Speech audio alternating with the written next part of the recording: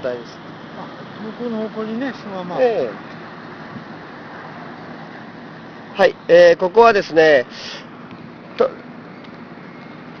苫小牧のフェリー乗り場ですね。これが八戸、岩手県の八戸と、それからこの北海道の苫小牧を結ぶフェリーですね。苫小牧フェリーターミナル、来ています。ここにですね、今年の2月、真冬の雪がどっさり、積もった中を夜中に、ここに到着して歩いたんですね。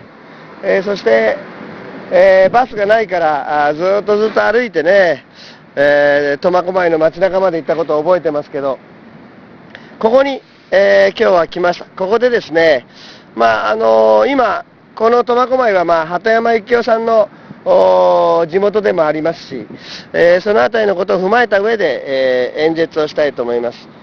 じゃあちょっと協力をしてくれる支援者の方がね、来てくれてますので、カメラのホールドをお願いしたいと思います。いや、こっち。いや、もうそんなリラックスして。このまま僕を映してくれたらいいですかね。こんな感じで。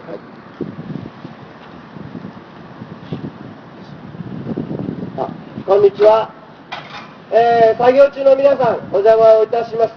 今日は、私は高知県の藤島と申しますが、北海道をね、演説をして回っております。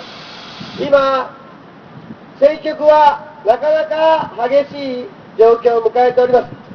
消費税、民主党がまとまりを見せるのか。私は消費税は必要ない、増税は必要ないというスタンスを、当初から維持しております。昨年の統一地方選挙でも高知で脱原発、そして消費税増税反対というポスターを貼ってですね、新党市民からの、訴えが必要だということで、統一地方選挙戦ってまいりました。脱原発、そして消費増税反対、これは当たり前の話ですよね。ここ、苫小牧は鳩山幸夫さんの地元です。鳩山さん、今、消費増税を反対する小沢一郎さんのグループ、民主党内でですね、小沢さんのグループと、そして鳩山さんも、消費税は増税必要ないということで、民主党、さあどう強行採決に移行するのか、それとも民主党内でまとまりを見せるのかというね、瀬戸際だとは思うんですが、私は今、北海道を小樽、札幌、帯広と移動して、今日はここまで支援者の車でですね、苫小牧までやってまいりました。鳩山幸夫さん、彼は今鮮明に消費増税反対という姿勢を打ち出しています。思い起こせば民主党の最初の総理大臣は鳩山幸夫さんでした。彼は自民党が放りっぱなしにしていた米軍問題にきちんと日本の総理大臣として切り込むべき場所まで切り込んだ。初めての総理大臣だと私は鳩山幸夫さんを高く評価しております。自民党はアメリカの手先となって沖縄の県民の皆さんを苦しめ続けてきた。沖縄の苦しみは自民党が作って増幅させたと言ってもいいと思います。その沖縄米軍問題に鳩山幸夫さんは日本の総理大臣としてごく当たり前の姿勢を示した。すなわち最低でも県外、国外を目指すということですね。私は沖縄米軍問題についてだけではなく、米軍はグアムまでお帰りくださいという意見を持っております。日米安保条約の20条、日米安保条約の10条ですね。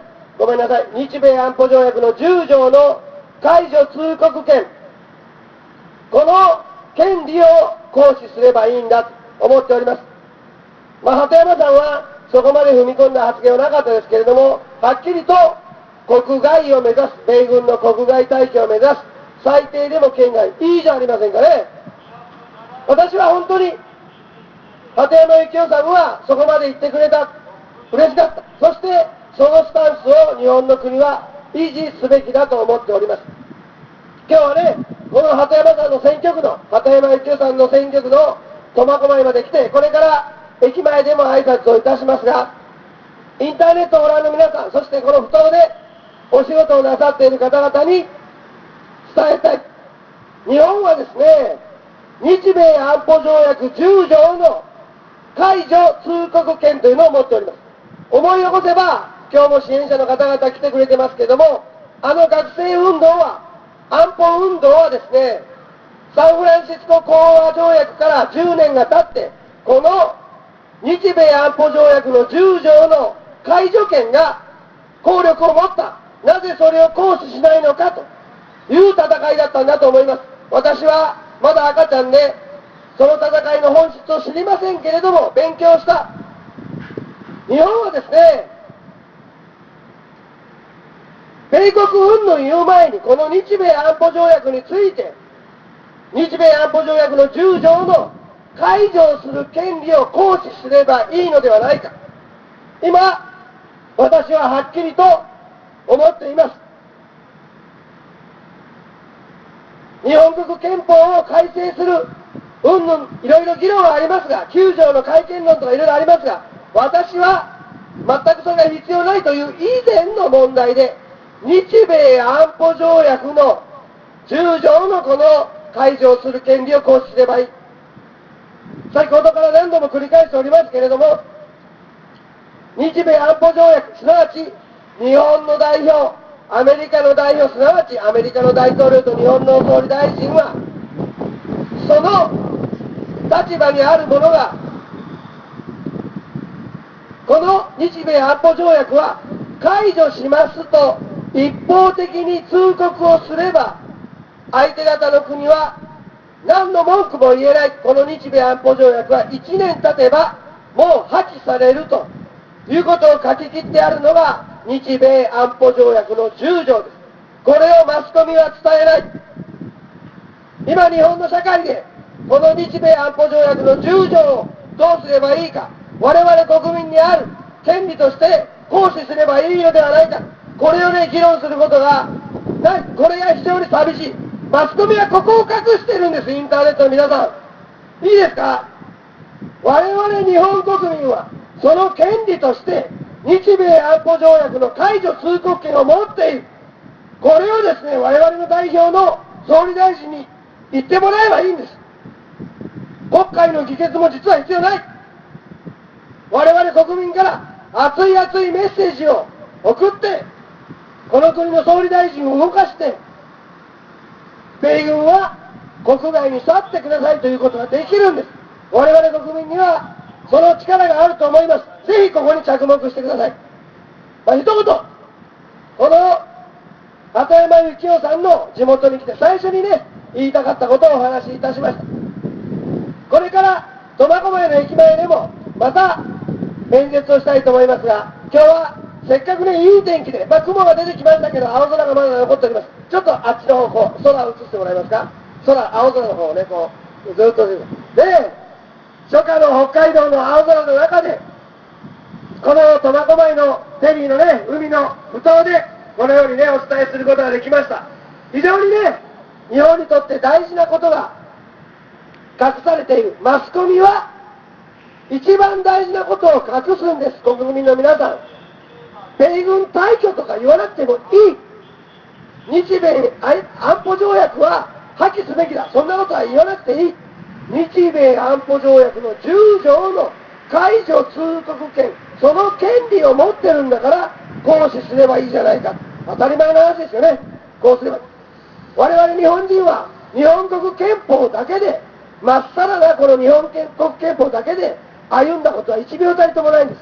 必ずこの日米安保条約がついて回ってきたんですね。まずこれを私は取っ払えばいいんです。これを取っ払って中国が攻めてくることも、北朝鮮からミサイルが飛んでくることも現実としてありません。メリカが日本ときちんと付き合うなら、グアムから10分で北朝鮮までジェット機は通ります。届きます。ね、それだけのことですよね。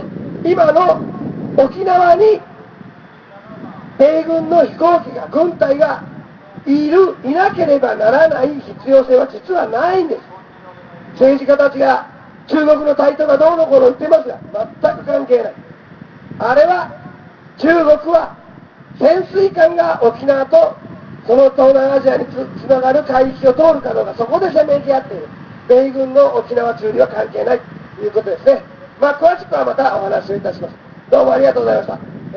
苫小牧のフェリーターミナルからお伝えいたしました。どうもありがとうございます。はい、どうもありがとうございました。